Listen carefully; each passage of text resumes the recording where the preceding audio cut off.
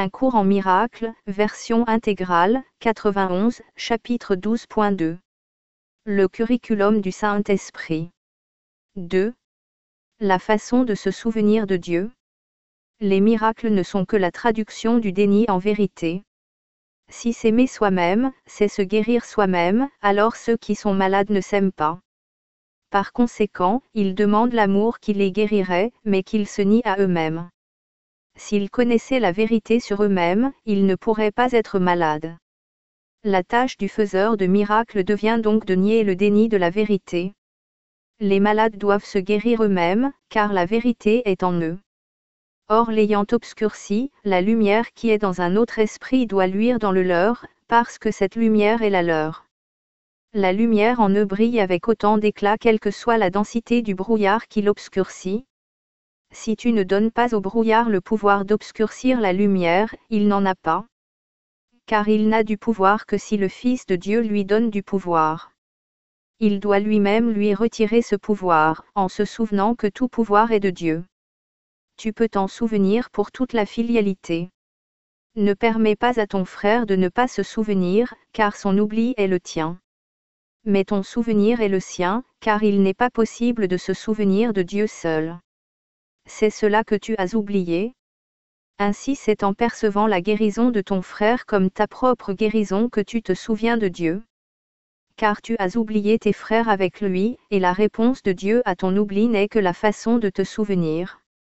Ne perçois dans la maladie qu'un autre appel à l'amour, et offre à ton frère ce qu'il ne croit pas pouvoir s'offrir lui-même. Quelle que soit la maladie, il n'y a qu'un remède. Tu seras rendu entier comme tu rendras entier, car percevoir dans la maladie l'appel à la santé, c'est reconnaître dans la haine l'appel à l'amour. Et donner à un frère ce qu'il veut réellement, c'est te l'offrir à toi-même, car ton Père veut que tu connaisses ton frère comme toi-même. Réponds à son appel à l'amour, et le tien trouve réponse.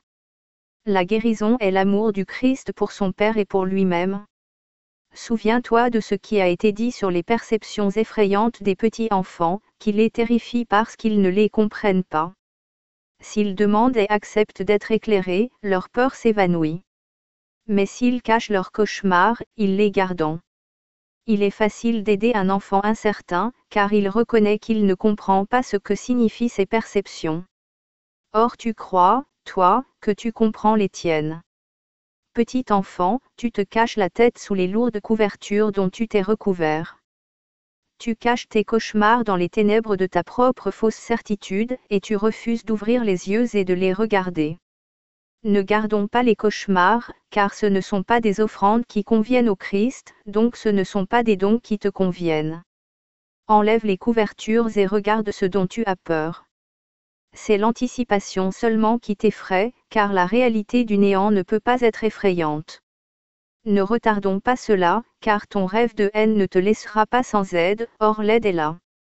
Apprends à rester calme parmi le tumulte, car la quiétude est la fin de la dissension et ceci est le voyage qui mène à la paix. Regarde en face chaque image qui monte pour te retarder, car le but est inévitable parce qu'il est éternel. Le but de l'amour est ton droit, et il t'appartient en dépit de tes rêves. Tu veux encore ce que Dieu veut, et aucun cauchemar ne peut faire échouer un enfant de Dieu dans la poursuite de son but. Car ton but a été donné par Dieu, et tu dois l'accomplir parce que c'est sa volonté. Éveille-toi et souviens-toi de ton but, car c'est ta volonté de le faire. Ce qui a été accompli pour toi doit être à toi. Ne laisse pas ta haine faire obstacle à l'amour, car rien ne peut résister à l'amour du Christ pour son Père, ni à l'amour de son Père pour lui.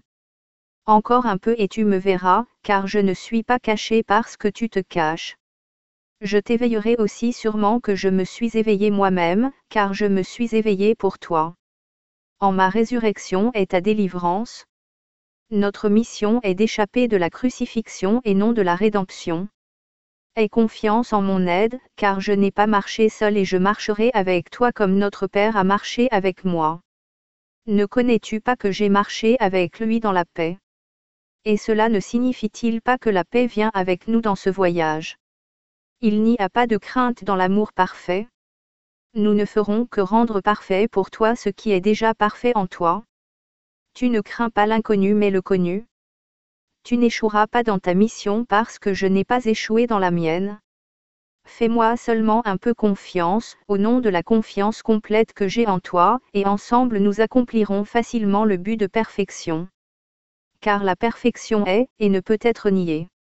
Nier le déni de la perfection n'est pas aussi difficile que de nier la vérité, et tu croiras ce que nous pouvons accomplir ensemble quand tu le verras accompli. Toi qui as tenté de bannir l'amour, tu n'as pas réussi, mais toi qui choisis de bannir la peur, tu dois réussir. Le Seigneur est avec toi, mais tu ne connais pas cela.